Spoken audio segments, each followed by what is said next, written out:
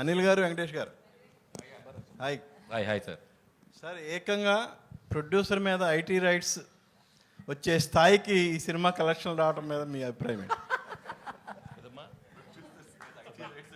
అయిందా? నిజమా?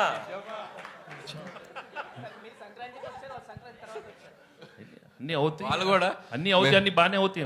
అంటే సంక్రాంతికి వస్తున్నామని చెప్పి మేము టైటిల్ పెట్టాం కదా, వాళ్ళు కూడా గట్టిగా ఫిక్స్ అయినట్టుంది. మేము సంక్రాంతికి వస్తున్నాం అని చెప్పి వచ్చేసారు వాళ్ళు కూడా.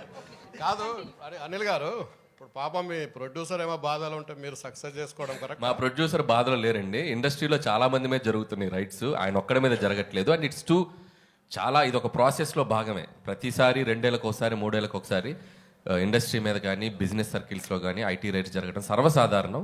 సో అలాంటి ఒక ప్రాసెస్లో జరిగే భాగం. ఇంకా వాళ్ళు మమ్మల్ని, మేము వాళ్ళకి కాంటాక్ట్ అవ్వలేకపోతున్నాం.